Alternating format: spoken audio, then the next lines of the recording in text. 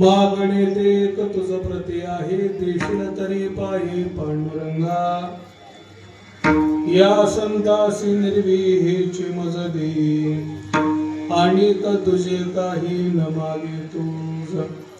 तुका म्हणे आता उदार तू होई, तुका म्हणे आता उदार तू होई. मज ठेवी पायी संतांची, या संतासी निर्वीची मजली, आणि तुझे काही न मागे तू. जाता केशी राजा हेची विनवणी, आता केशी राजा हेची विनवणी, आता केशी राजा हेची विनवणी.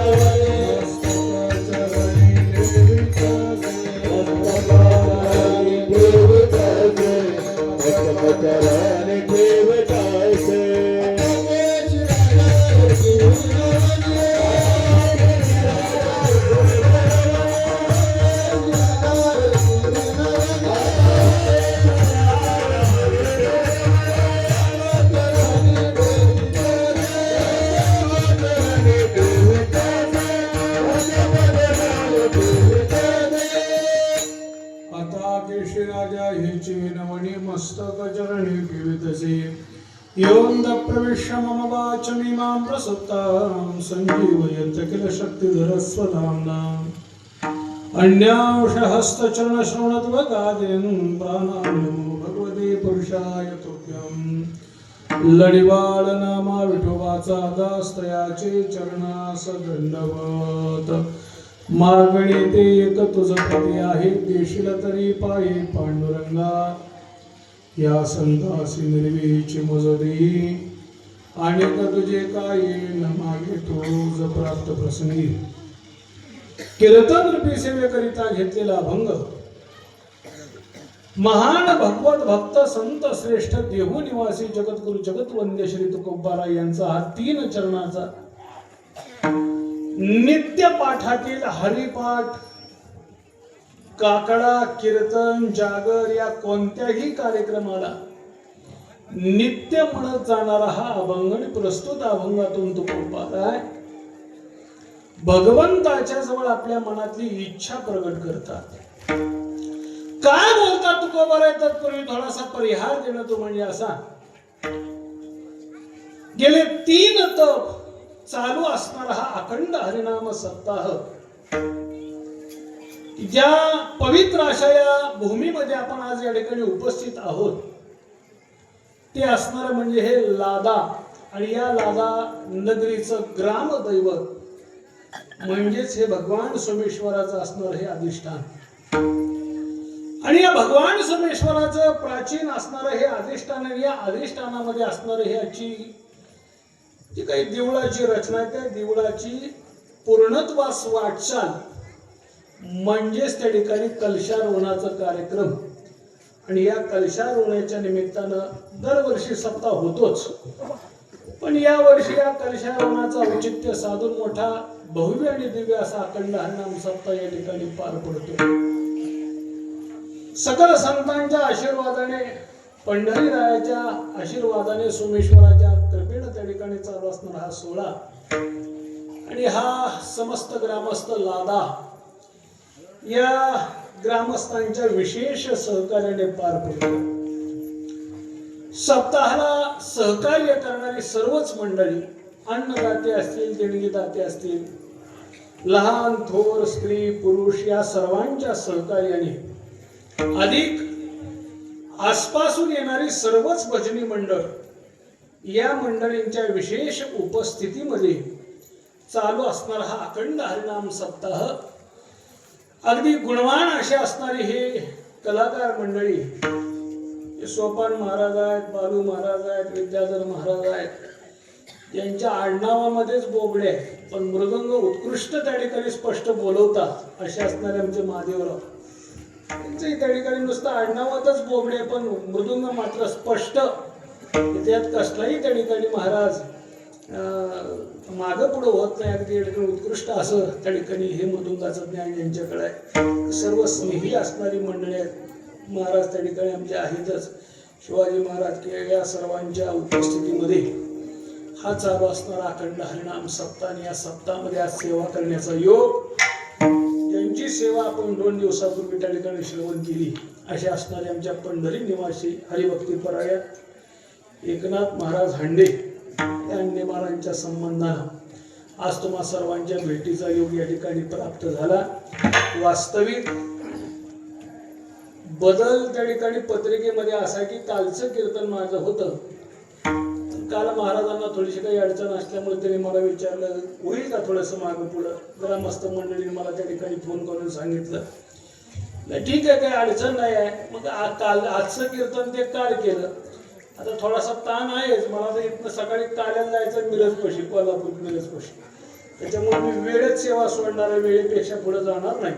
म्हणून त्या ठिकाणी महाराज जे असेल ते भगवान परमात्मा जशी मला बुद्धी घालेल त्याप्रमाणे तुमच्या पुढे आनंदाचं चिंतन मांडणार आणि वेळेत सेवा भगवंताच्या चरणी समर्पित करणार. मागणे ते एक तुझं पती आहे, देशील तरी पाहे पांडुरंगा, या संतासी निर्विहेची मदवी आणि तुझे काय न मागे तुझा. प्रस्तुत अभंगातून जगद्गुरु तुकोबार आहे. भगवंताच्या जवळ आपल्या मनातली इच्छा या ठिकाणी प्रगट करताय. काय बोलतात तुकोबार आहे. ज्या तुकोबारांचा विचार जर केला तर तुकोबार हे मानवी देहाला आले, पण मानवी देहाला येणारे तुकोबार हे तुकोबार आहे कोणी सामान्य अशा पद्धतीचे नाही आहे. कोण आहे तुकोबार आहे तर हे तुकोबार आहे म्हणजे प्रत्यक्ष भगवान परमात्माच म्हणजे जगद्गुरु तुकोबार आहे.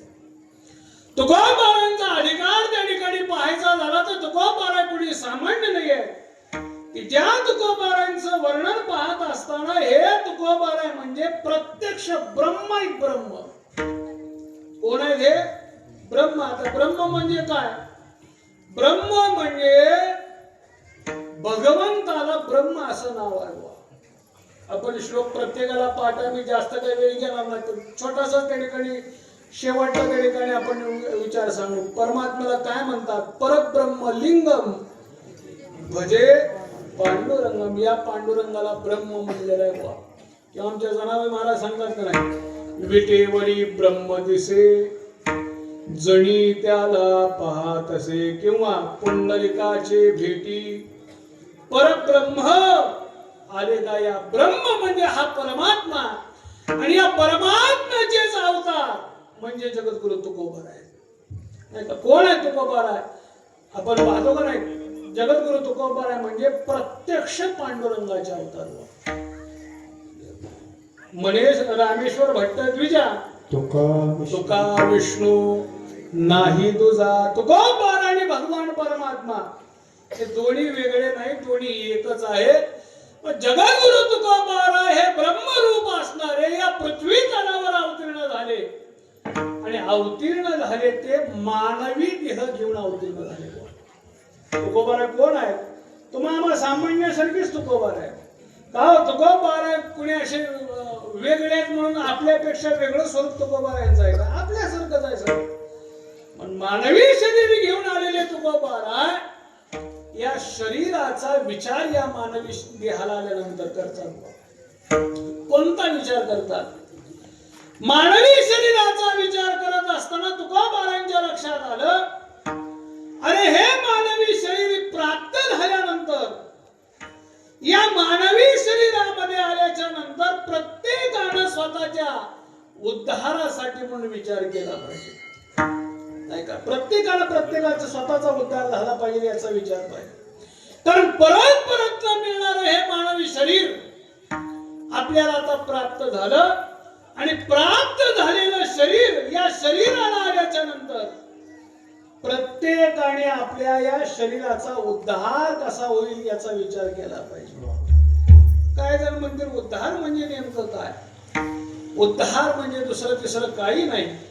या मानवी देहाला आल्याच्या नंतर या परमात्म्याची आपल्याला कशी भेट होईल याचा विचार प्रत्येकाने केला पाहिजे. का केला पाहिजे? कारण जोपर्यंत परमात्मा भेटत नाही तोपर्यंत या मानवी देहाला येऊन आपला उपयोग होऊ शकत नाही. मानवी देहामध्ये सर्वात श्रेष्ठ जर त्या ठिकाणी काय कोणतं फलित असेल, कोणतं फल असेल तर या भगवंताची कृपा प्राप्त होणे सगळ्यात मोठं फळ आहे.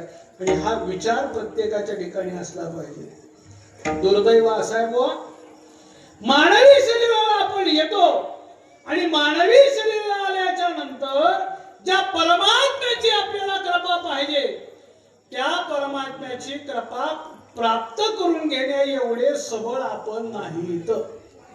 तेवढं बळ आपल्यामध्ये नाही. तुकोबारा वर्णन करता येतात. आईशी चिंता करी सदा सर्व काळ रात्रंदिवस हेची तळमळ तुका म्हणे नाही आपुले बळ जेणे फळ पावेल निश्चयसी जेणे फळ निश्चयसी पावे. महाराज म्हणतात ते बळ आपल्यामध्ये नाही. महाराज असंच एक प्रमाण आहे पहा. अविदेवा शक्ती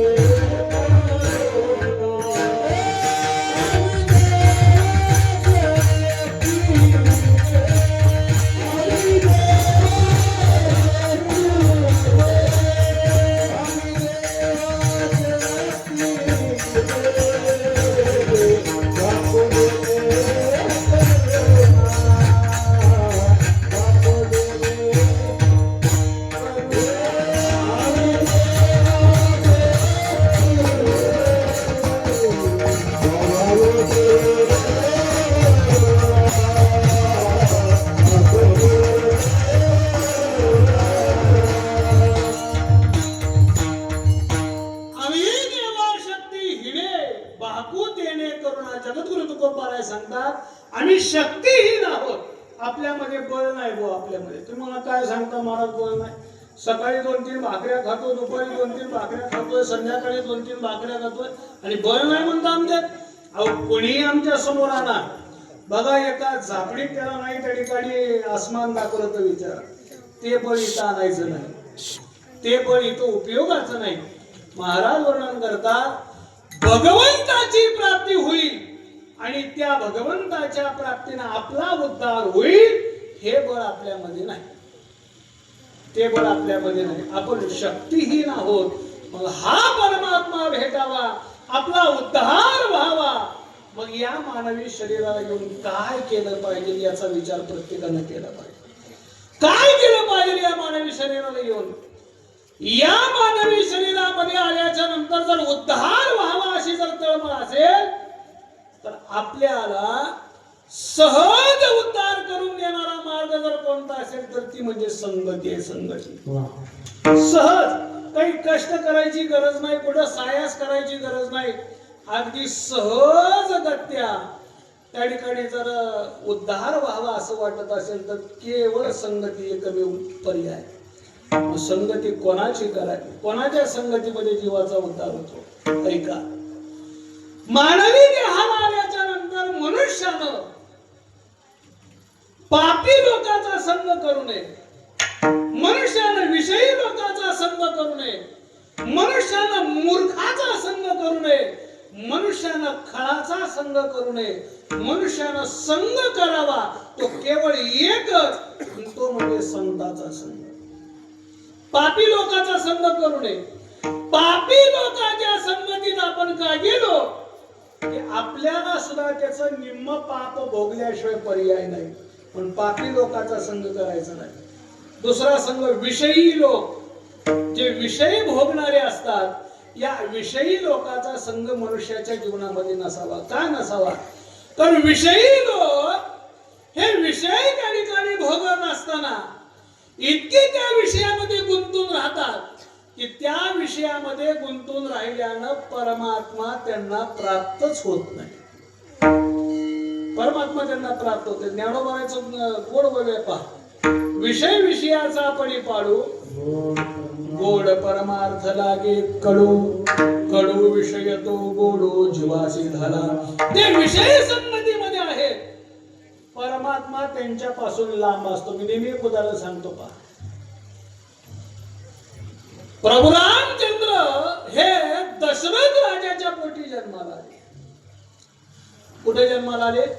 दशरथ राजा. हा राजा बुवा, आणि त्या अयोध्या नगरीचा असणारा हा दशरथ राजा, या राजाच्या पोटी प्रभू रामचंद्राचा जन्म झाला.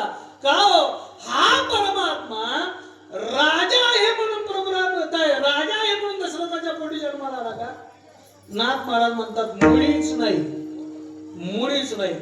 जर हा परमात्मा अशा मोठमोठ्या घराण्यामध्ये जर जन्माला येत असेल तर याचा पूर्ण अवताराचा जर आपण इतिहास पाहिला, राम अवतार हा राजघराण्यात झाला आणि कृष्ण अवतार कुठे झाला? कुठे झाला? कारागृहात, बंदी शाळेत झाला. मग त्यावेळेस सुद्धा त्याला कंसाच्या पोटी यायला जमलं नसतं का? पण हा परमात्मा दशरथ राजाच्या पोटी का जन्माला आला? तो राजा आहे, त्याच्याकडे संपत्ती आहे, त्याच्याकडे सत्ता आहे म्हणून तिथे जन्माला आला नाही. तर केवळ हा दशरथ राजा विषयापासून लांब होता, आणि जे विषयापासून लांब असतात परमात्मा त्यांच्या जवळ असतो. नाथांचं रामायण काढा. नाथांनी रामायणामध्ये दशरथ राजाचा इतिहास सांगत असताना एक ओवी वापरली आहे पहा. नाथ महाराज असं म्हणतात, राजा पोटापासून भोगी विरक्त, या लागी पोटा येईल रघुनाथ, जो अत्यंत विषयासक्त त्यासी भगवंत स्पर्शेना. ते विषयासक्त आहे, ते विषयाधीन झालेले आहे, अशांच्या जवळ परमात्मा राहत नाही. म्हणून तुकोबारा सुद्धा वर्णन करताना काय सांगतात? अरे या नरने हाला आला आणि विषयासक्त झाला, त्याच्याकडून परमार्थ होत नाही. नुपजे नारायणी भाव पावनी भाव नरदेह, पावनी भाव नरदेह, पावनी भाव नरदेह, नारायणी भाव भाव नरदेह, नुपजे नारायणी भाव.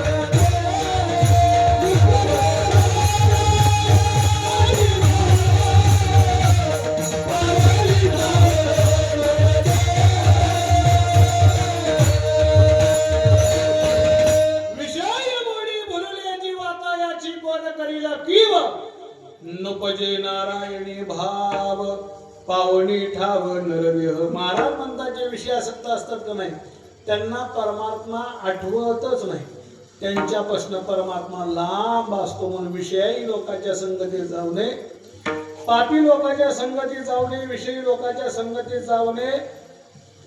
महाराज वर्णन करतात खळाच्या संगतीत जाऊ नये, कारण खळाची संगती का आपल्याला घडली की त्या खळामुळे आपल्याला परिणाम भोगावे लागतात. त्या खळाला काही त्याचं नसतं, त्याचे परिणाम आपल्याला भोगावे लागतात. कसं? ते जुनी कीर्तनकार एक दृष्टांत सांगतात. ते काय झालं म्हणजे एक छोटस गाव होतं आणि त्या गावामध्ये एक गाय मोकाट सोडली होती. पूर्वीच्या काळामध्ये देवाला जनावर सोडली जायची पहा. गाय बैल हे देवाला सोडलं जायचं. तसं एक गाय सोडून दिलेली होती आणि त्या गायीनं सगळं राम तिथंच ना, कुठेही खा कुठेही चरा, काही तिला काही बंधनच नाही. चांगली गाय सुधारली होती बुवा. आणि या सुधारलेल्या गायीची भेट एका पाळलेल्या गायी बरोबर झाली. त्या गायीने विचारलं, का म्हणे, अरे तुला तरी मालक आहे, मला तरी कुणी नाही आहे, पहा माझी तब्येत कशी आहे, तुझी तब्येत कशी आहे, तुला मालक आहे, भरपूर खायला पाहिजे तुला, मला कुणी नसताना माझं बघ कसं चाललंय, सगळं मजेत चाललंय, इको बंद करा, माझं बघ कसं सगळं मजेत चाललंय म्हणे. सांगितलं, काय करू बाई, माझ्या मालकाची परिस्थिती नाही, मालक जसं देईल जेवढं देईल तेवढं खावं लागतं, त्याच्यावरच राहावं लागतं. तिने सांगितलं, काळजी करू नको म्हणे, उद्यापासून माझ्या संगतीत ये, पोट भरून खाऊ घालते म्हणे तुला, काही काळजी करू नको. ठरलं बुवा. ती ओढाळ असणारी गाय, ती पाळीव गाय, दोन्ही गाई मैत्री गाठली आणि दुसऱ्या दिवसापासून या ओढाळ गाई बरोबर ही गाय फिरून लागली. 2-4 दिवस मजेत गेले कसे तरी, याच्या रानात घुस, त्याच्या रानात घुस, त्याच्यातलं खा, ह्याच्यातलं खा, कसं तरी 2-4 दिवस गेले. आणि 4-5 दिवसानंतर चांगलं हिरवगार पीक आणि त्या पिकामध्ये ही गाय घुसली बुवा. ओढाळ गाय घुसली. आता या ओढाळ गायच्या बरोबर ही पाळीव गाय सुद्धा घुसली. ते वैरण सारा खात असताना दुर्दैवानं त्या शेताच्या मालकानं ते पाहिलं. आता मजा वाटली असेल का नाही मालकाला, होय, ओढाळ गाय पाहिली की गाय चरते, आपल्या रानातलं पीक खाते, हे त्या मालकाला सहन झालं नाही. मालकानं काठी घेतली, जसा धावत सुटला. आता या ओढाळ गायला रोजची सवय होती बुवा, कशाची, कुंपणावरनं उडी मार, बांधावरनं उडी मार, चिखलातनं पळून जा, पाण्यातनं पळून जा, ही रोजची सवय हिला.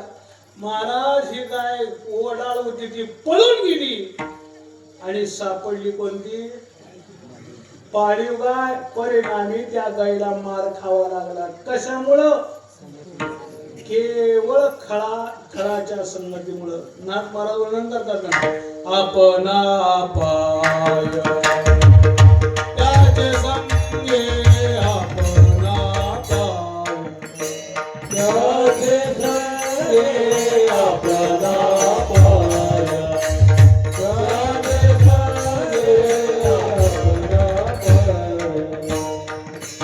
खळाची संगती उपयोगाची नाही, खळाची संगती उपयोगाची नाही,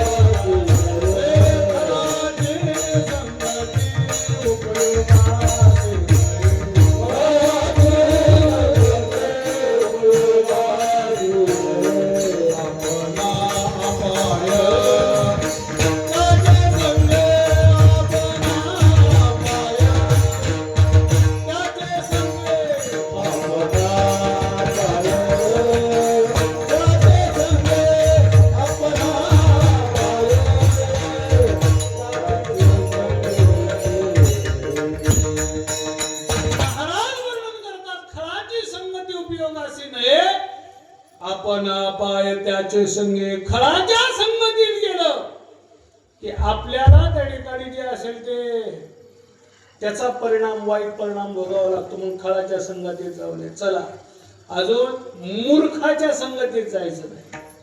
तर मूर्खाच्या संगतीत गेलं त्याचं नुकसान आपल्यालाच भोगावं लागतं. कसं, तुम्हाला पंचतंत्रामध्ये काही कथा आहेत, त्यातल्या कथा काही सांगतो तुम्हाला. मूर्खाची संगत केली की त्याचं नुकसान आपल्यालाच भोगावं लागतं. कसं, एक राजा होता. राजा, इको बंद करा. एक राजा होता आणि तो राजा शिकारीसाठी म्हणून जंगलात गेला.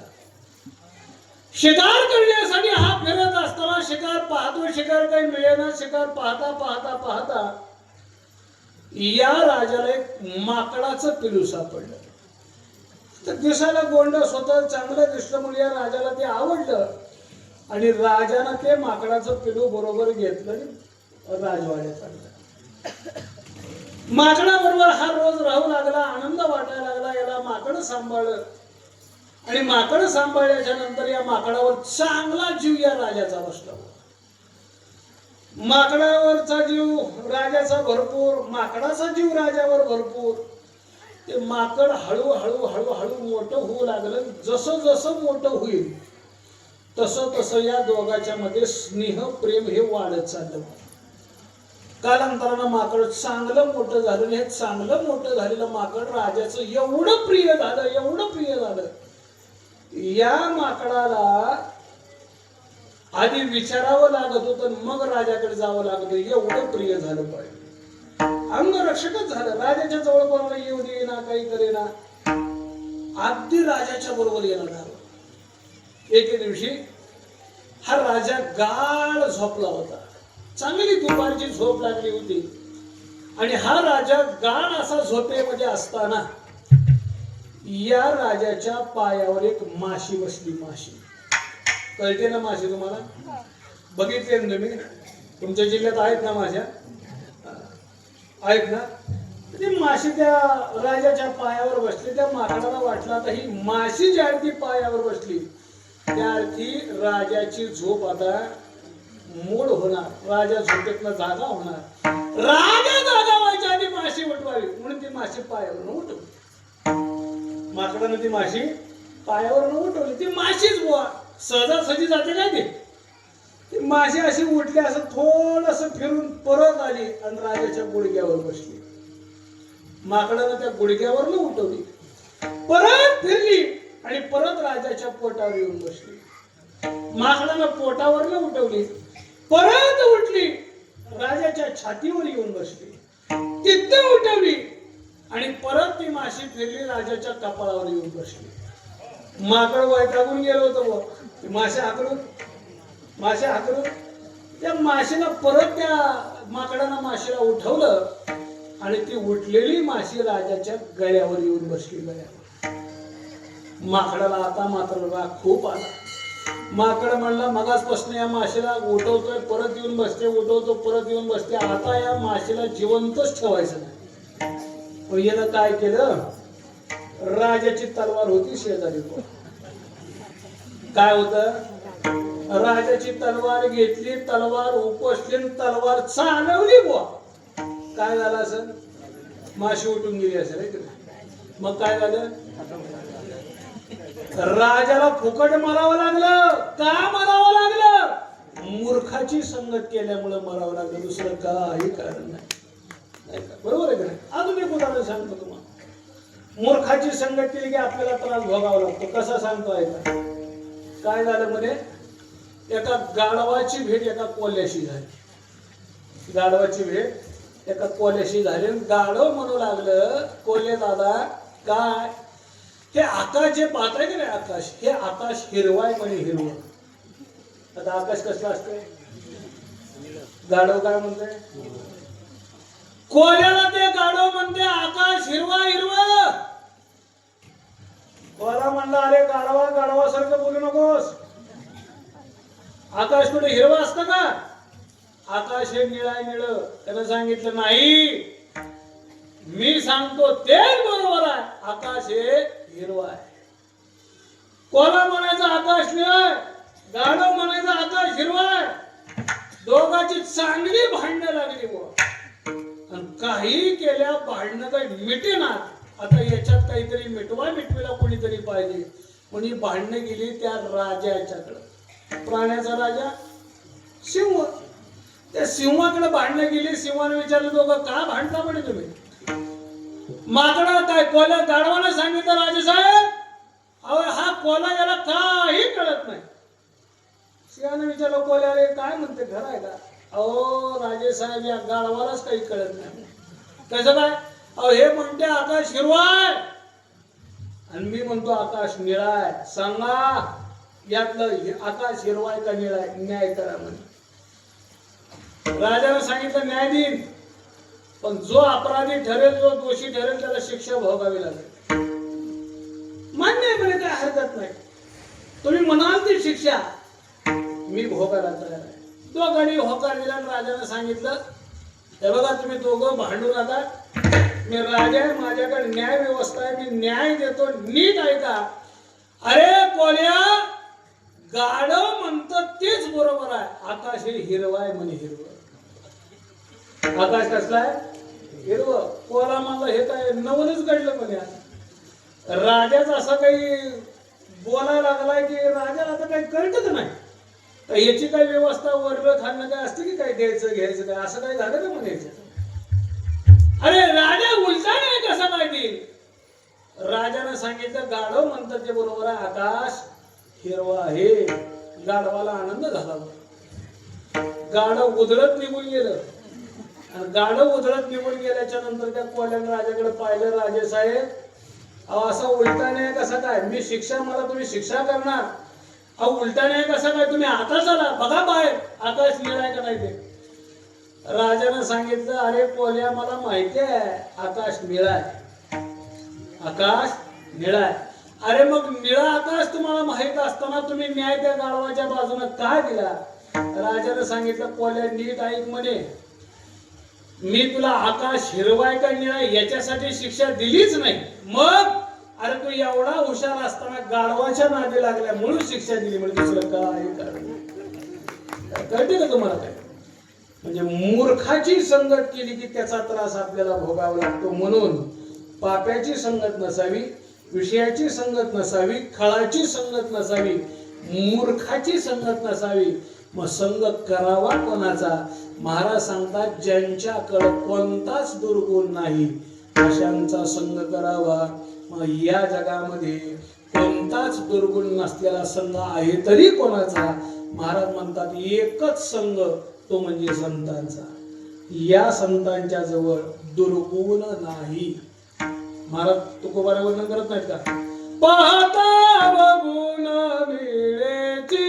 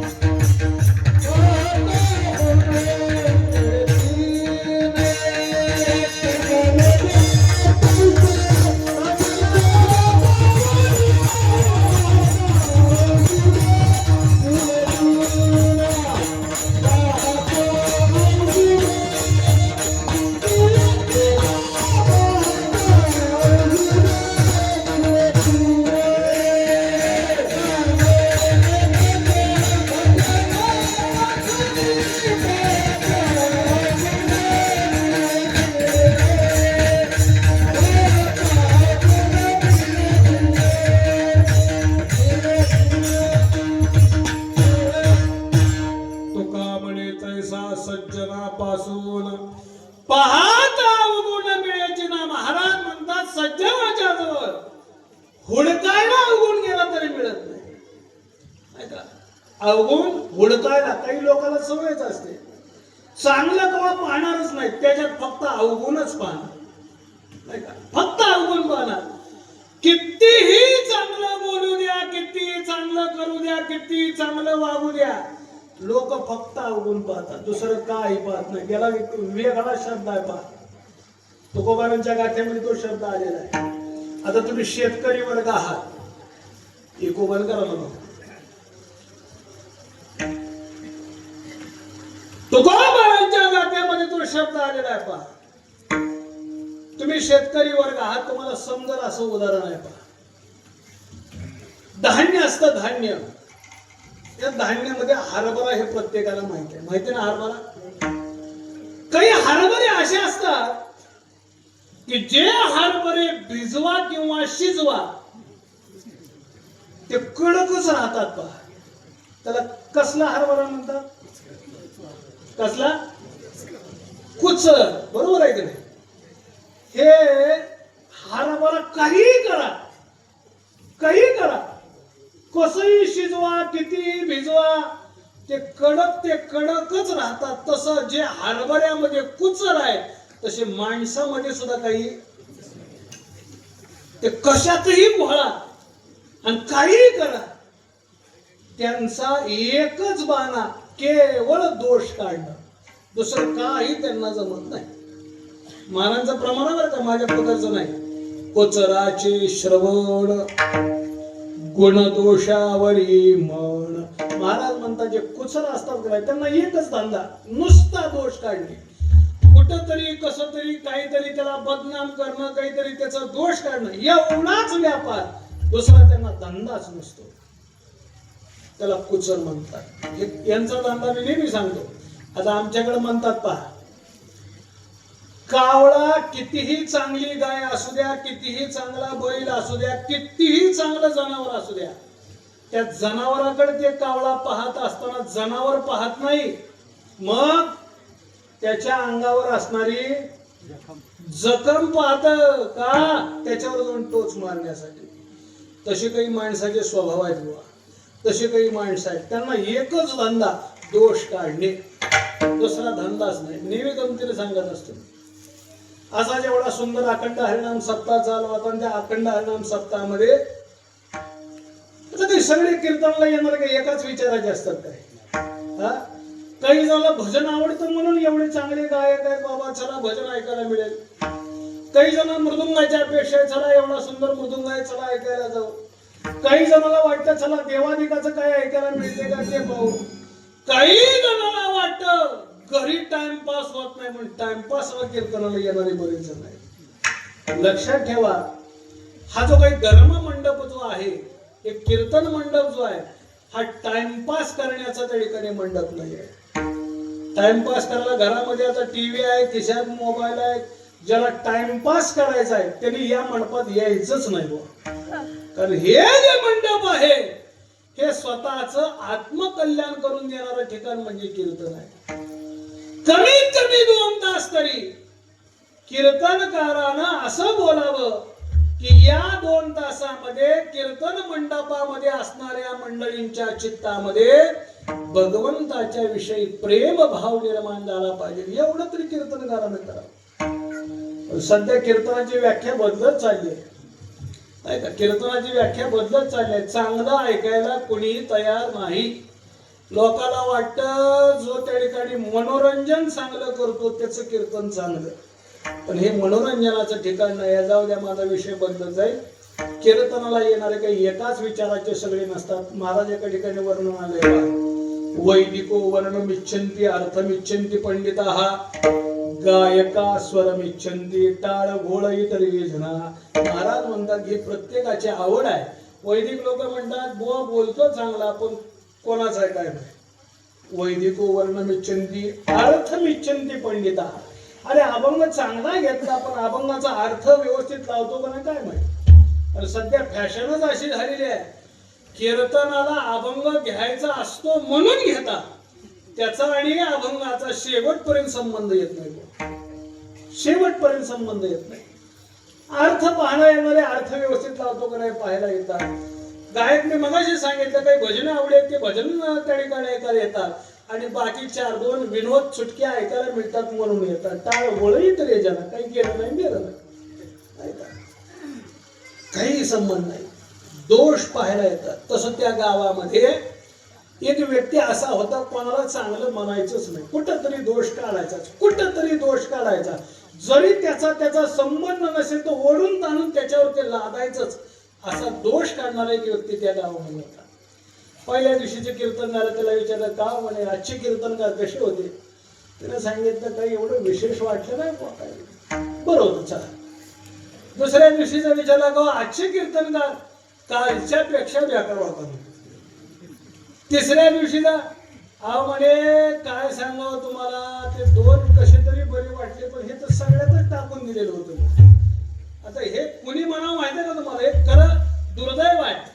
खरं सांगू का तुम्हाला, एका मोठ्या माणसाच्या मुखात एक शब्द ऐकला होता, कीर्तन चांगलं झालं का वाईट झालं हे ठरवण्याचा अधिकार आपल्याला नाहीच.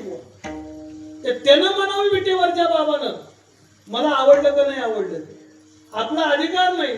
बरं हे माप जे काढणारे असतात ते कोण असतात माहितीये का, त्याचा हरिपाठ पाठ नसतो, ते म्हणतात कीर्तन चांगलं झालं का वाईट झालं. ते सगळ्यात दुर्दैव मोठा आहे.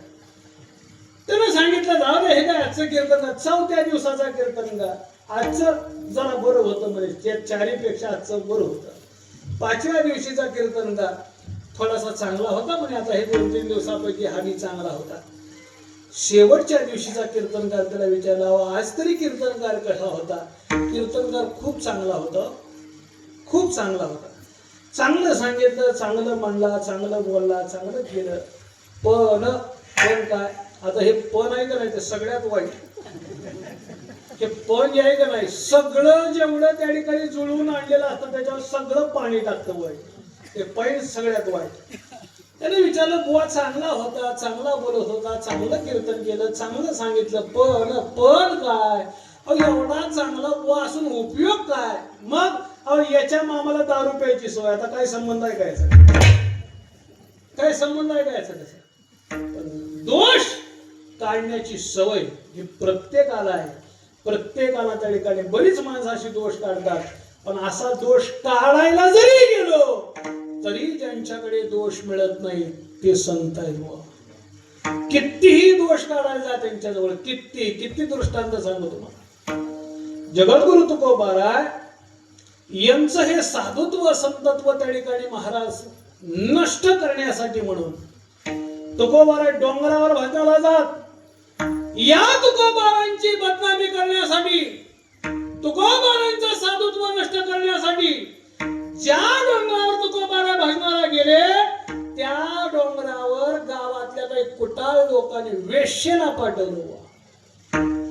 पण तुकोबारा होते ते.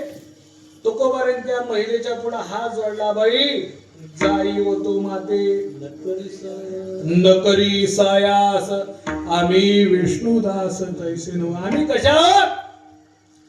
अगं ह्या परस्त्री ज्या आहेत त्या परस्त्री म्हणजे आम्हाला आमच्या रुक्मिणी माते समान, पराविया नारी रुक्माई समान सांगता की ही परस्त्री म्हणजे आम्हाला रुक्मिणी माते समान आहे. तू आमच्या जवळ हे काही तुझे असेल ते क्रिया चालणार नाही. परिणामी त्या वेश्येनं तुकोबारांची शरणागती केली आणि तुकोबारांची शरणागती करून त्या ठिकाणी तुकोबारांना शरण गेली होती. मी काय सांगितलं, एकांतामध्ये असणारे तुकोबारा त्या तुकोबारांच्या समोर आली ही वेश्या, पण तुकोबारांनी तिला मातेची उपमा दिली. का दिली? याचं कारण एकच, पाहता अवगुण मिळेचिला. असंच एक उदाहरण सांगितलं जातं. पहा, स्वामी विवेकानंद नावाचे प्रत्येकाला माहिती आहे. स्वामी विवेकानंद हे त्या शिकागोच्या परीक्षेमध्ये गेले होते. प्रत्येकाला इतिहास माहिती आहे, मला जास्त वेळ घ्यायचा नाही. स्वामींनी ती परीक्षा जिंकली आणि स्वामींनी ती परीक्षा जिंकल्याच्या नंतर त्या सभागृहातून स्वामी बाहेर पडले. बाहेर पडल्यानंतर एक विदेशी महिला स्वामींच्या जवळ आणि ती विदेशी महिला स्वामींना सांगते, स्वामी अहो काय तुमचं ते तेज, तुमचं स्वरूप, तुमचं तेज, तुमचं स्वरूप, तुमचं ज्ञान, तुमची ती शब्द फेर एवढं मला प्रभावित झालेलं आहे की तुमचं हे स्वरूप पाहिलं, तुमचं ज्ञान पाहिलं आणि तुमच्याकडे पाहून मला आता असं वाटतं की तुमच्यासारखा मुलगा मला असावा. माझा स्वीकार करा आणि माझ्याशी लग्न करा. स्वामी होते मोदे. आताच्या काळातलं नव्हतं उदाहरण ते. स्वामी ते आता काळ तसा राहिला नाही. आता काळ बदलत गेलेला आहे.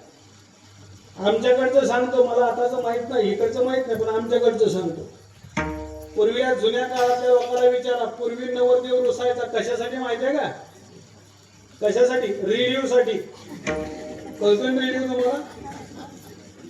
काळ बदलला, काळ बदलला.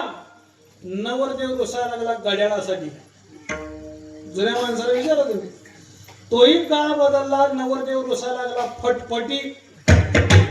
ज्याला आपण काय तुमच्याकडे काय फटफटी करते शब्द, टू व्हीलर, त्या गाडीसाठी रुसायला लागला. पण आता काळ तसा राहिला नाही बुवा. आता नवरदेव म्हणतो तुझं काहीच नको पण लग्न करून घे. काहीच नको तुझं पण लग्न करून. स्वामींच्याकडे ती स्त्री आली, ती स्त्री सांगू लागली माझ्याशी लग्न करा, मला तुमच्यासारखा मुलगा असावा अशी अपेक्षा आहे. स्वामी होते बुवा. स्वामीने सांगितलं बाई तुझ्याशी लग्न करा म्हणजे माझ्यासारखा तुला मुलगा हवा आहे असं म्हणतेस, पण ऐक ना काय. अगं म्हणे आपलं लग्न होईल, आपला संसार चालू होईल, संसार चालू झाल्याच्या नंतर मुलगा होईल, याच्यामध्ये बराचसा काळ निघून जाईल, बराचसा काळ निघून जाईल, बराचसा काळ निघून जाईल. मग अगं म्हणे एवढा काळ वायाला घालवण्यापेक्षा माझ्यासारखा मुलगा तुला जर पाहिजे असेल तर आजपासून तू माझी आई मी तुझा मुलगा. संपला विषय. काय राहील? काय नका वाटत. 50,000चं 40,000चं जाहीर कीर्तन नव्हतं बरं काय, परंपरेतलं कीर्तन आहे. टाळी नका वाजवू. मी काय सांगतो हे, या स्वामींच्या जवळ त्या ठिकाणी स्त्री आल्या असताना सुद्धा त्या ठिकाणी महारातीचा स्वीकार केला नाही. का केला नाही? पाहता अवगुण मिळेची ना. कित्येक तरी उदाहरण सांगता येईल तुम्हाला. संतांच्या जवळ हुडकून अवगुण त्या ठिकाणी पाहायला गेलो तरी अवगुण मिळत नाही. आणि अशा या संतांच्या संगतीमध्ये आपला उद्धार होईल. पण या जगामध्ये सर्वश्रेष्ठ संत कोणता असेल तर तो संतांचा आहे.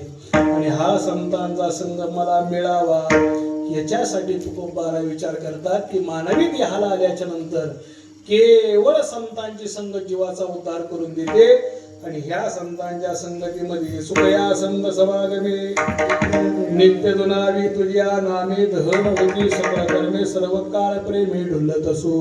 आणि हा संतांचा संग तर खूप खूप अवघड आहे. बहु अवघड असे संत किंवा हे संत भेटी. पण संतांची भेट अवघड आहे, पण ती सुलभ करण्यासाठी या भगवंतानी कृपा करावी लागते. परी जग जेटी करुणा केली म्हणून त्या परमात्म्याच्याच कडे तुकोबारा म्हणतात, देवा मला दुसरं तिसरं तुझं काही नको, मला द्यायचं असेल तर एकच दे. काय दे? मागणे ते एक तुझं प्रते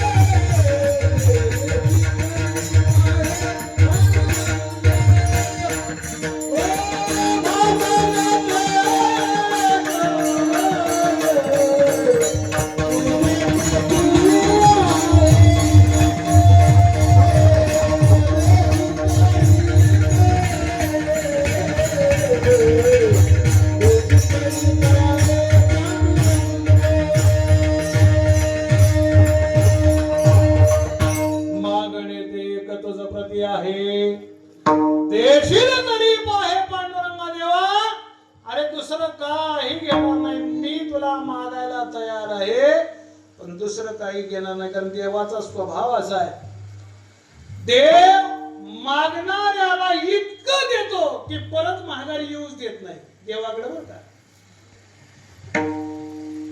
किती उदाहरण सांगू तुम्हाला. देव मागणाऱ्याला इतकं देतो की देव परत त्या ठिकाणी त्याला जवळ घेत नाही. उदाहरणार्थ तुम्हाला प्रत्येकाला माहिती, मी जास्त वेळ घेणार नाही, आणि वेळ जवळजवळ संपतच आलाय माझा, राहिलेत 15 मिनिटं माझ्याकडे. परमात्मा असा आहे की हा परमात्मा मागणाऱ्याला इतकं देतो की त्याला परत जवळ येऊ देत नाही. उदाहरणार्थ प्रत्येकाला माहिती आहे द्रोहबाळ. या द्रोहबाळानं भगवंताच्याकडे कशाची मागणी केली होती? कशाची मागणी? अढळपदाची मागणी केली नव्हती. द्रोहबाळ, या द्रोहबाळाला बापाच्या मांडीवर बसायचं होतं. उत्तानपाद राजांच्या उत्तानपाद राजाला 2 राण्या. हा सावत्र त्या ठिकाणी पत्नीचा असल्यामुळे त्या सावत्र आईनं त्या ठिकाणी महाराज याला मांडीवरून खाली ओढलं. त्याला आईला सांगितलं, आई मला बाबाच्या मांडीवर बसायचं, आणि ती आई बसू देत नाही. त्यानं सांगितलं, जा भगवंताला सांगा. लहान असणारे गृहबाळ त्या जंगलामध्ये आले, जंगलामध्ये येऊन भगवंताची तपश्चर्या केली. भगवंताला प्राप्त करून घेतल्यानंतर त्या गृहबाळानं सांगितलं, मला काही नको, बापाच्या मांडीवर बसायचं आहे. त्याने सांगितलं, बापाची मांडी द्यायला मला काही अवघड आहे का? आत्ता बसवतो, पण मी मांडीवर बसवणार, परत तुझी ती आई येणार, तुला खाली ओढणार, तू परत माझ्याकडे येणार, परत त्या ठिकाणी मला इथं यावं लागणार, परत तुझ्या वडिलांच्या मांडीवर तुला बसवावं लागणार. त्यापेक्षा अशा पदावर बसवतो की जिथून तुला कोणीही खाली घेतलं नाही पाहिजे, म्हणून त्याला आढळ पदावर बसवलं. आणि आढळ पदावर जो बसवला, प्रामाणिकपणे सांगा, परत इतिहासात कुठं नाव आहे का द्रोहबाळाचं? जाऊ द्या, अखंड हरिनाम सप्ताह, काय द्रोहबाळ, या द्रोहबाळाच्या निमित्तानं सप्ताह कुठं ऐकलाय काय? द्रोहबाळाची पालखी, द्रोहबाळाचं मंदिर, काही नाही. भगवंताने असं दिलं, तिकडच परत माघारी गेले नाही, परत माघारी गेले नाही. उपमन्यू बाळक सगळ्याला माहिती आहे. उपमन्यू बाळकाला दूध प्यायची सवय होती, दूध प्यायची. दुधाशिवाय हे पोरग काही खात नव्हतं. आणि एके दिवशी या दुधाचा अट्टा, साधा घरची गरिबीची परिस्थिती, दूध घ्यायची परिस्थिती नव्हती. मग याच्या आईनं काय करायचं, पोरानं का दूध मागितलं की पिठाचं पाणी करायचं, पिठाचं पाणी, आणि ते पाणी त्याला दूध म्हणून प्यायला द्यायचं.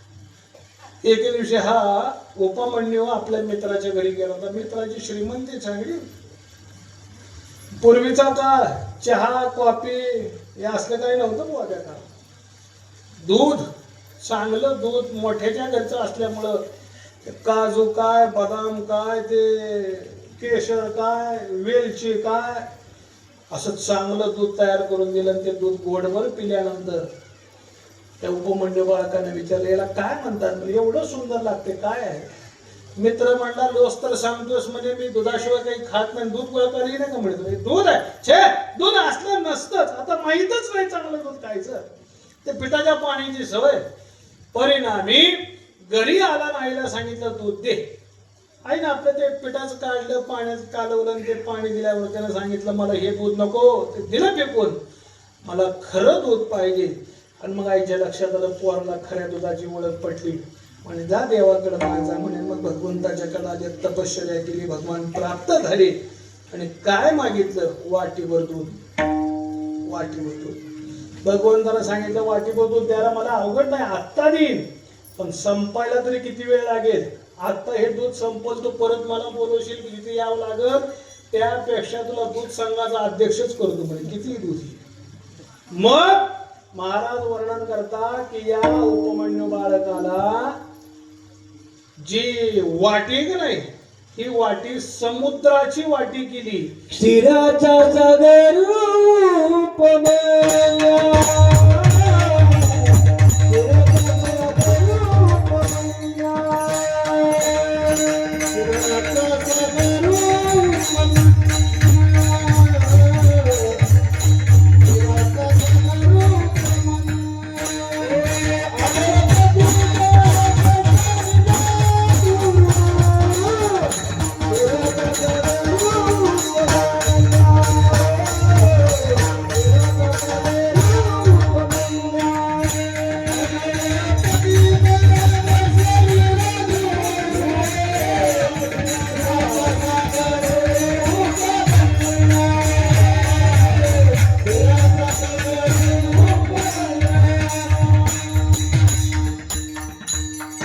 आडळपदे बाळ बैसविला धुरू, शिलाचा सागर उपमन्या केव्हा आमच्या जनाबाई महाराज सांगतात पा शरसिंधूचे करुणे वाटे जने म्हणे लावे ओटे जने म्हणे लावे ओटे जने म्हणे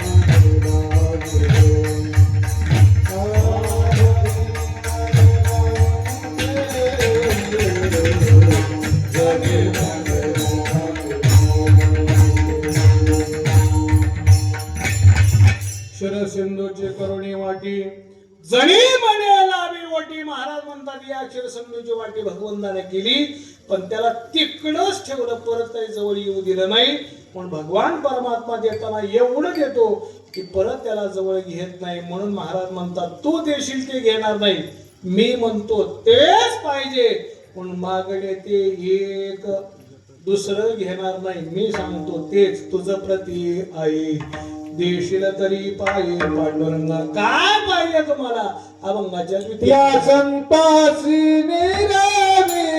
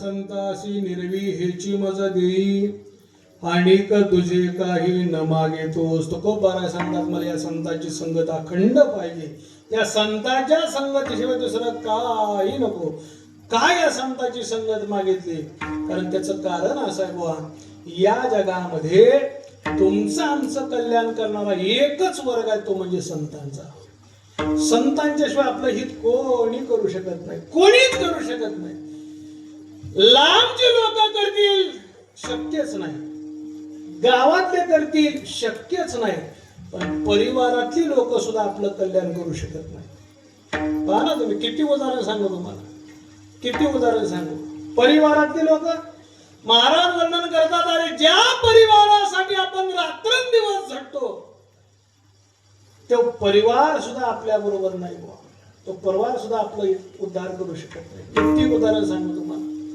नामदराचा एक अभंग आहे काढून पहा तुम्ही अंतकाळी मी परदेशी ऐशे जाणोनी मानसी म्हणून या ऋषिकेशी शरण आलो मी तूच नामदर इतकं गोड वर्णन केलेलं आहे अरे ज्या आईने 9 महिने 9 दिवस आपल्याला उदरात वाढवलं ती सुद्धा आपलं कल्याण करू शकत नाही. महाराज वर्णन करतात, ज्यावेळेस अंतकाळ येतो, अंतकाळ त्यावेळेस या आईनं आपल्याला उदरात वाढवलं असतं, ती आई सुद्धा घरामध्ये राहते आणि एकट्याला स्मशानामध्ये जावं लागतं. 9 मास गर्भवासी कष्ट झाले त्या मातेसी, ती तव निष्ठुर राहिली कैसी, अंती दुरी राहिली. भगवान कृष्ण परमात्म्याच्या बाबतीत उदाहरण पाहतात.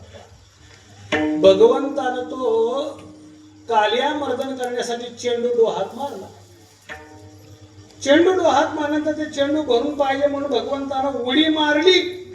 उडी मारल्या मारल्या देव खाली गेला नाही बुवा, कालियाच्या डोहामध्ये खाली गेला नाही. मग त्या पाण्याच्या मध्ये बुडाला, पण वरची वर त्या ठिकाणी भगवान परमात्मा होता. का होता? कारण देवाला वाटलं एवढे प्रेम करणारे माझ्यावर आहेत, कदाचित मी उडी मारली म्हणून माझ्या मागे कोणी उडी मारत का काय? मी देव आहे, मला सहन होईल, पण इतराला ते सहन होणार नाही. वरची वर त्याला बाहेर काढता यावं म्हणून देव त्या ठिकाणी आत शिरला नाही. देवाला वाटलं गोपाळ आहेत, गोपी आहेत, हनुमग आहेत, तरुक आहेत, कोणी नका उडी मारना, पण माझ्या आईनं तरी माझ्यासाठी निश्चित ती उडी मारली म्हणून देव वरच थांबला होता. पण यशोदा ज्यावेळेस आली त्यावेळेस त्याचा प्रसंग महाराजांनी वर्णन केला. पहा, आता ते असं असतं, पहा, एखाद्याची भांडणं होऊ द्या, हे म्हणलं असतं तुला मारतोच, मारतो म्हणले की 4 जण गोळा होतात त्याला धरतात. हे मारत नसते, काय नसते, ते उगा बोलायचं असतं, मारतो मारतो. जेव्हा धरायला लोक येतात का नाही त्यावेळेस याला जास्त चाव सुटतो. नाही, सोडा मला, सोडा मला, त्याला सोडत नाही, मारतो त्याला. सोडून बघा, काही करत नाही, काही करत नाही. तसं यशोदेनं उडी घेण्याचा प्रयत्न करायचा. 4 जण गवळणी यशोदेला धरलं होतं. यशोदे असं ओढायच्या माग, असं ओढायचं. यशोदा म्हणते जगून काय करू, पोरगं गेलं, मी मरणार, आता राहणार नाही, मी उडी मारणार. मग ते असं वर्णन आहे महाराजांचं. यशोदा अशी 1 पाऊल पुढे सरकायची आणि 2 पावलं मागे सरकायची. मागे सरे माय, पाऊला पाऊली, 2 पावलं मागे सरकायची. मग हे जर देवाच्या बाबतीत घडतंय, आपलं चहा बिस्किट खाणाऱ्याच कुठे घेऊन बसला, कुठे घेऊन बसला. अजून चला पुढं. नामदेव वर्णन करतात, देह घराची कामिनी, ती तव राहिली भोणी, अंती जळत असे स्मशानी अग्नी सगळे एकला. महाराज, पत्नी देह घराची कामिनी म्हणजे पत्नी, ही सुद्धा आपल्या बरोबर नसते बा, ही सुद्धा आपल्या बरोबर नाही. अहो, मरताना तर लांब, जिवंतपणी सुद्धा आपलं अवघड आहे का नाही सांगायला, आहे का नाही? नेहमी कमताना सांगतो, हे नवरा बायकोचं प्रेम आहे बुवा, हे कुठेतरी खंडित होण्याची शक्यता असते. सध्या पहा तुम्ही, आमच्या इकडं पाहतोय आम्ही, कोर्टामध्ये सध्या सगळ्यात जास्त केसेस कोणत्या असतील? कोणत्या कोणत्या आहेत? हा, आमच्याकडचंही माहिती आहे तुम्हाला, आहे का नाही? घटस्फोटाच्या केसेस जास्त. का? हे प्रेम आहे, ते सुद्धा आपल्या बरोबर येणार नाही. नेहमी गमतीने सांगत असतो, काय झालं म्हणे, जुने कीर्तनकार एक दृष्टांत सांगायचे. ते काय झालं, एका 60-65 वर्षाच्या गृहस्थाने चांगले 5,000चे बुट बांधून घेतले. बुट बांधून घेतले, शब्द कळतात ना तुम्हाला? बुट बांधून घेतले. आणि बुट बांधून घेतल्यानंतर घरी घालून आला. त्या पत्नीनं पाहिलं, काय म्हणे, कळतं ना तुम्हाला, 65-70 वर्षाचं वय, हे कलर असला लाल घेतलाय, वय काय तुमचं, कसले बुट घालताय, तुम्हाला काहीतरी वाटायला पाहिजे, त्यावेळी माघारी नेऊन बुट. आता बुट माघारी नेऊन द्या म्हणजे आता तिथनं ऑर्डर आल्यानंतर परत काय पर्याय गाव त्याला, तिथं काहीच पर्याय नाही. त्यानं आपल्या बिचाराने थोडं बारीक केलं, दुकानदाराकडे आला, का म्हणजे हे बुट घ्याल का माघारी? काय झालं? आमच्या पत्नीला आवडले नाहीत म्हणजे बुट, हे माघारी घ्या बुट. अहो, एवढ्या महाग मोलकाचे बुट, ते आता घेईल कोण माझ्याकडे? काही सांगू नका म्हणजे, मला हे बुट माघारी घ्या, पैसे द्या, तरच भाकरी संध्याकाळी, नाही तर भाकरीच नाही संध्याकाळी. तर नाईला झाला, ती बुट दिली बुवा माघारी, पैसे माघारी घेतले, घरी आला. 4-6 महिन्याचा कालावधी निघून गेला आणि 6 महिन्यात तोच मनुष्य त्याच दुकानावर माघारी गेला. का म्हणे, आहे का बुट? ते 6 महिन्यापूर्वी बुट त्या ठिकाणी टाकले, ते तुमच्याकडे आहेत का? सांगितलं आहेत ना म्हणे. ते काय वर बांधून ठेवले, एवढ्या महागाची मुलाची बुट घेणार कोण आपल्या गावात? ठेवलेत म्हणे, काढा म्हणे खाली.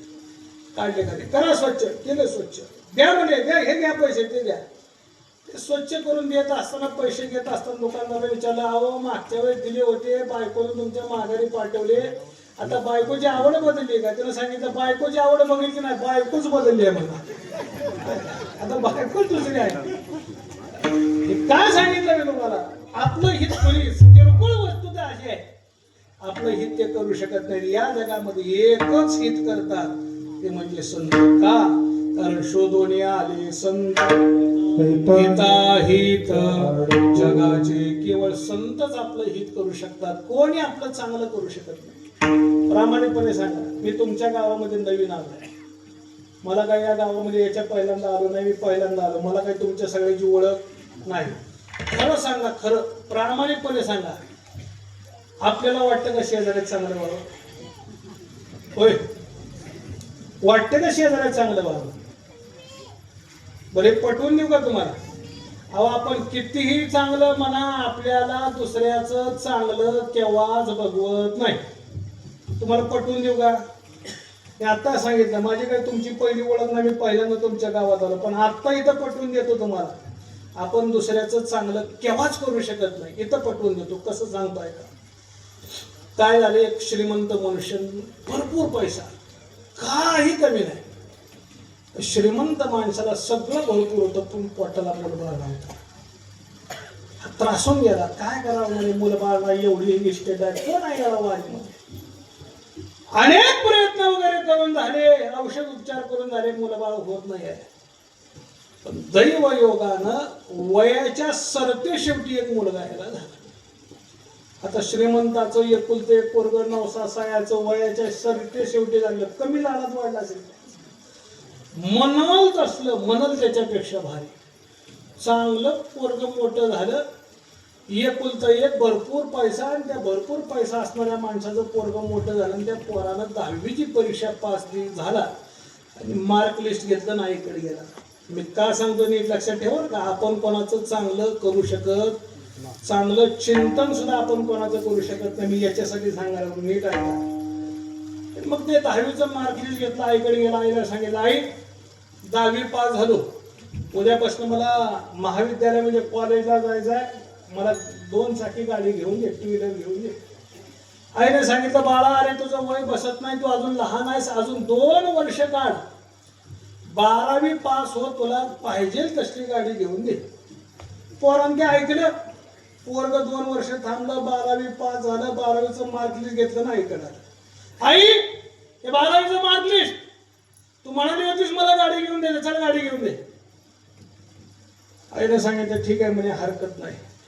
चांगलं शहर हुडकलं, नांदेड, बिदर, चांगलं शहर हुडकलं, आणि त्या शहरामध्ये आली आणि चांगली 5 लाखाची 2 व्हीलर घेतली. बुवा मोठी गाडी, इंजिन ते मोठं, ते टायर मोठी, ते बटन स्टार्ट, ते ब्रेक, आणि हे ते सगळं भारीच. ते गाडी अशी होती, बटन दाबली, थोडीशी रेस केली की 150च्या पुढे स्पीड पकडायची, एवढी भारी गाडी घेतली. घरी आला, गाडीची पूजा वगैरे केली, गाडी झाकून वगैरे ठेवली, झालं. दुसऱ्या दिवशी सकाळी उठला, कॉलेजला निघाला. आईवरनं पाहते लेकराचं कौतुक, एकुलते पोरग पहिल्यांदा गाडीवर कॉलेजला चाललं, लेकराचं कौतुक आहे. पहाटे येणं, आपलं गाडी काढली, गाडी पुसली, गाडीवर बसला, गाडी स्टार्ट केली, बंगल्याच्या बाहेर गाडी गेली, थोडीशी रेस केली की 150च्या पुढे गाडीनं स्पीड पकडलं, आणि पुढनं ट्रक आला.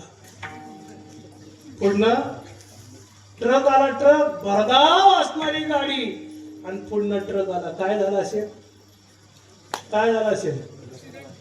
ते पोरग कट मारून निघून गेलं. पोरग होते का नाही असं? तुमच्या मनात काय धडकलं आणि गेलं? का सांगा बरं? कारण दुसऱ्याचं कवाच चांगलं चिंतन आपण करू शकत नाही म्हणून. कळते का काय सांगायचं? कळते काय सांगायचं? आणि हे चांगलं चिंतन करणारा वर्ग या जगामध्ये फक्त संतांचा आहे. म्हणून या संतांची संगत मला पाहिजे. का पाहिजे? कारण या संतांच्या संगतीशिवाय सुद्धा हा परमात्मा कृपा करत नाही.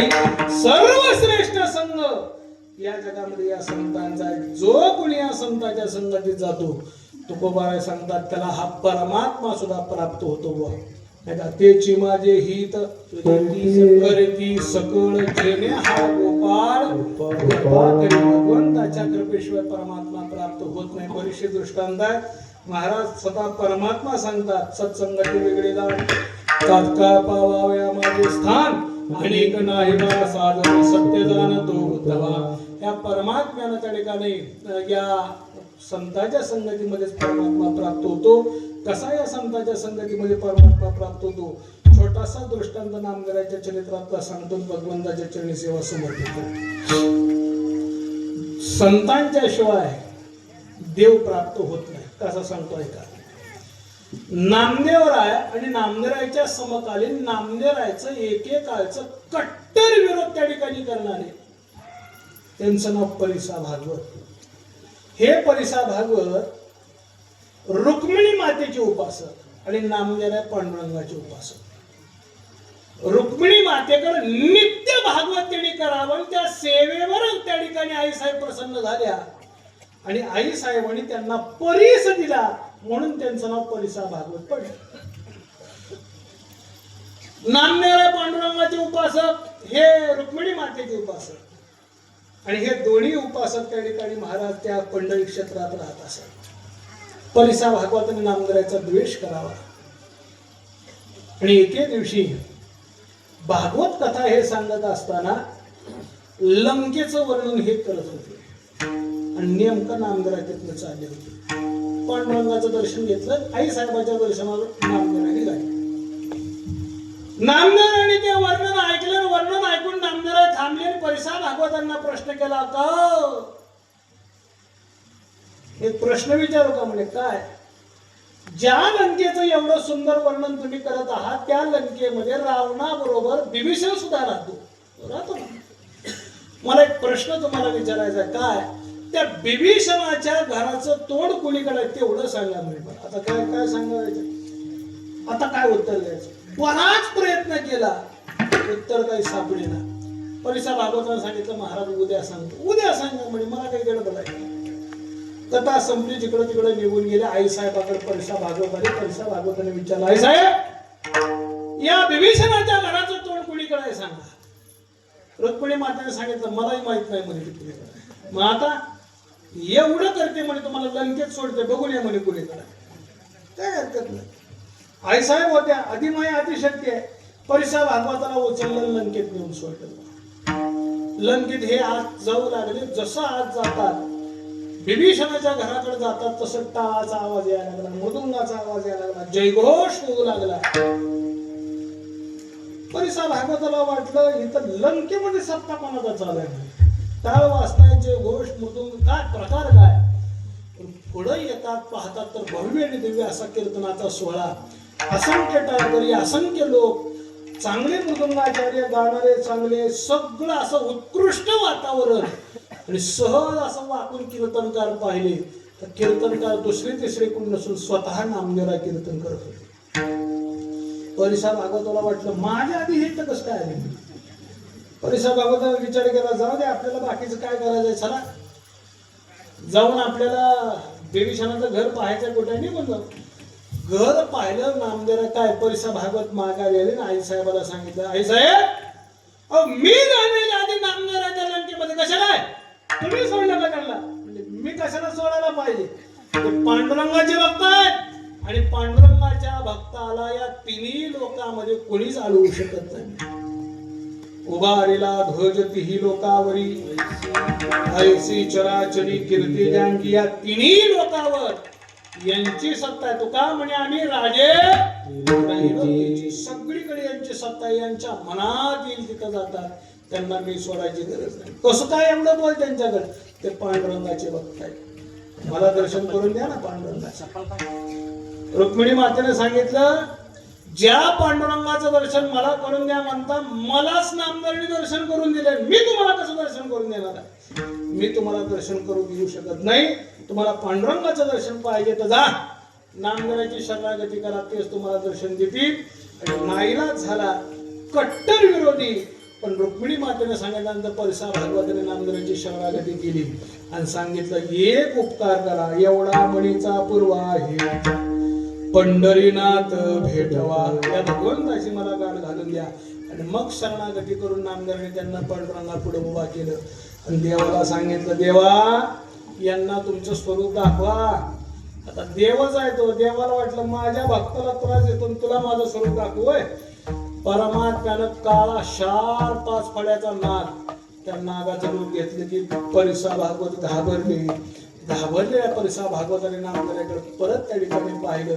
अहो म्हणे पहा हे असलं रूप काय उपयोगाचं नाही. मग सांगितलं काही काळजी करू नका. भगवंताला सांगितलं तुम्ही यांना विटेवरचं सुंदर असणारं रूप दाखवा. आणि मग नामदेवाच्या सांगण्यावरून परिसा भागवतांना नामदेवरायांनी परमात्म्याची भेट घालून दिली. मी का सांगितले तुम्हाला, धरतीच्या हाती संत कृपावंत पाळी पंढरीनाथ लढा त्यांनाच देव दर्शन देतो ज्यांच्या संगतीमध्ये त्या ठिकाणी संत आहेत. जे संतांना धरून जातात त्यांनाच परमात्मा भेट देतो. म्हणून तुकोबाराय सांगतात मला दुसरं काही नको, एकच दे या संताशी निर्वेची मजोरी आणि तुझे काही न मागे तो जण हे देत असताना कसं त्या ठिकाणी देणं देशील. अरे बाबा तू उदार आहेस आणि या उदार अंतःकरणाने मला या संताची संगती तुम्हाला दे. मला दुसरं तिसरं का तुका म्हणे आता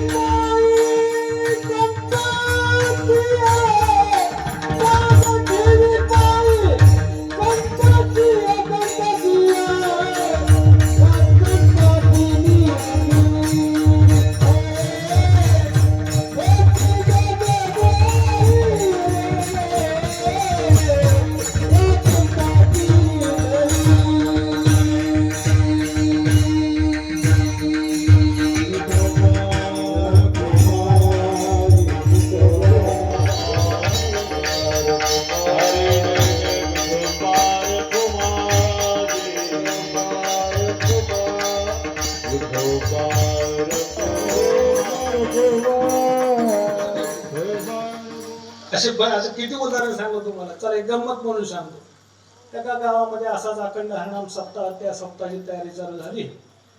8 दिवसावर सप्ताह आला. मग काही कार्यकर्ते मंडळी वर्गणी गोळा करायला निघाले. वर्गणी गोळा करायला निघाले तर एका गावात सगळ्यात मोठे सावकारांच्या सावकाराने गेले. सावकार काय म्हणे, गावचा सप्ताह आलाय, वर्गणी द्या वर्गणी.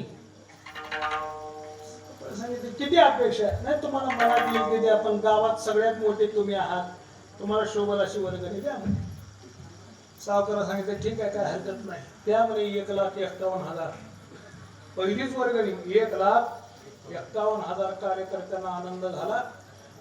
सावकारचं नाव, ते रक्कम लिहून घेतली. सावकार उठले, चेकबुक आणलं, चेकबुक फाडलं, चेक दिला, कार्यकर्त्याच्या हातात चेक दिला. आनंद झाला. कार्यकर्ते निघाले. गावात एक वर्गणी करत करत सप्ताह सुरू झाला. 2-3 दिवस सप्ताहाचे पूर्ण झाले आणि कार्यकर्त्याला वाटलं सावकाराचा चेक बँकेत टाकावा. मग चेक घेतला आणि बँकेत टाकायला. बँकेत टाकला चेक आणि बँकेतनं त्या चेकच्या त्या ठिकाणी रक्कम मिळेल म्हणून त्या ठिकाणी महाराज मोठी आशा कार्यकर्त्यांना होती. रक्कम मिळाली नाही, चेक माघारी आला. चेक माघारी आला. कार्यकर्त्याने विचारला का चेक का माघारी आला? पैसे नाहीत का? पैसे भरपूर आहेत म्हणे. पण काय त्या चेकवर सही राहिली तेवढी सही करून घेऊन या. ठीक आहे म्हणे, काय हरकत नाही. चेक घेतला आणि सावकारांच्या कडे, सावकार एवढी मोठी रक्कम तुम्ही दिली, आनंदाच्या भरात त्या दिवशी चेकवर सही करायची राहिला, तेवढं सही करून द्या, पैसे आणायला बँकेत जायचंय. सावकारनं सांगितलं तेवढं सोडून बोला म्हणे. का? तर माझा स्वभाव आहे, मी दान करतो पण माझं नाव कुठंच येऊ देत नाही. बोला.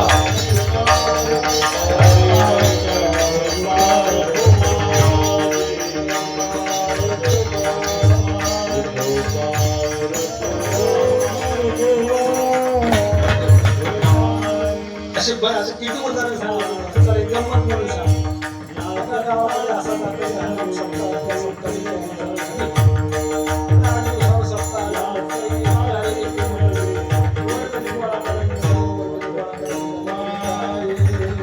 गावात सगळ्यात मोठे सावकारांच्या सावकार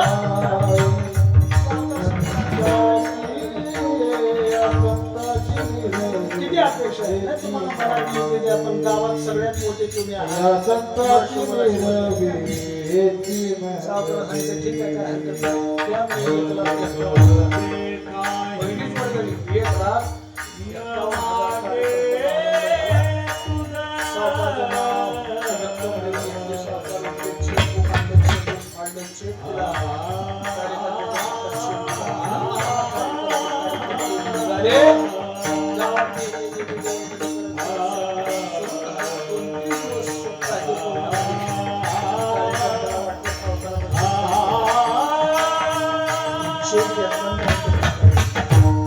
बँकेत टाकला चेक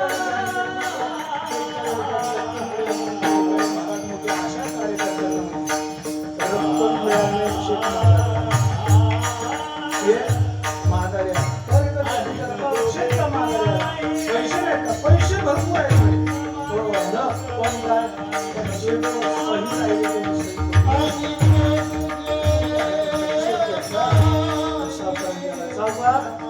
एवढी मोठी रक्कम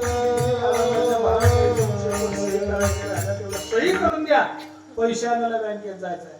सावकारनं सांगितलं तेवढं सोडून बोला म्हणे. का? तर माझा स्वभाव आहे, मी दान करतो पण माझं नाव कुठंच येऊ देत नाही. आता काय कोण दान दिलं पाहिजे?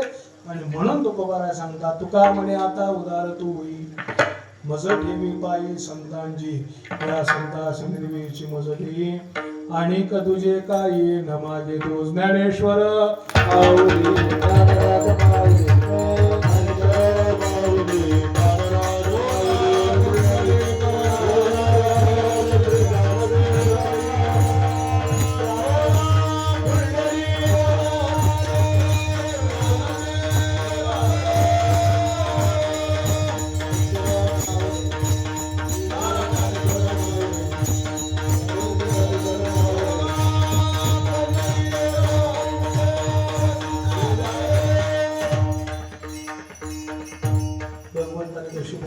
त्याप्रमाणे तुमच्याकडे अभंगाचा विचार मांडला.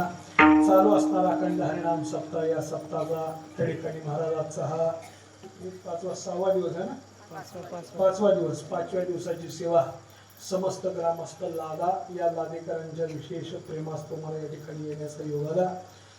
ग्रामदैवत असणारा भगवान सोमेश्वर म्हणजे भगवान शंकर, या सोमेश्वराच्या या पवित्र असणाऱ्या अधिष्ठानामध्ये कलशारोहण म्हणजे या सोमेश्वराच्या मंदिरामध्ये वैभवामध्ये अजून भर पडणार. आणि या कलशाचं त्या ठिकाणी स्थापन म्हणजे मंदिराची पूर्णता.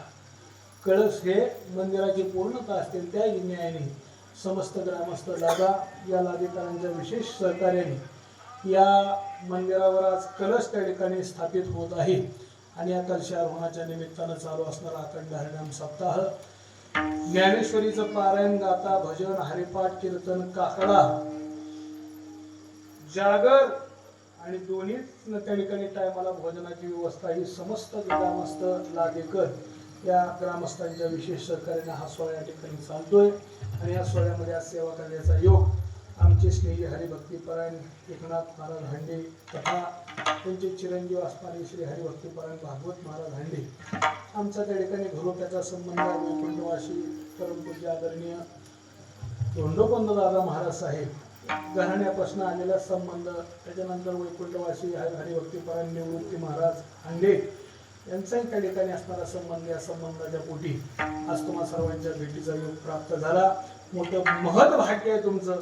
मोठमोठी त्या ठिकाणी मंडळी, विद्वज्जन मंडळी या ठिकाणी सेवा करून जात आहेत. आणि अजून मोठं भाग्य म्हणजे मगाशी आमच्या पांडुरंगने सांगितलं मगाशी येत्या 15 तारखेला ज्या आश्वावर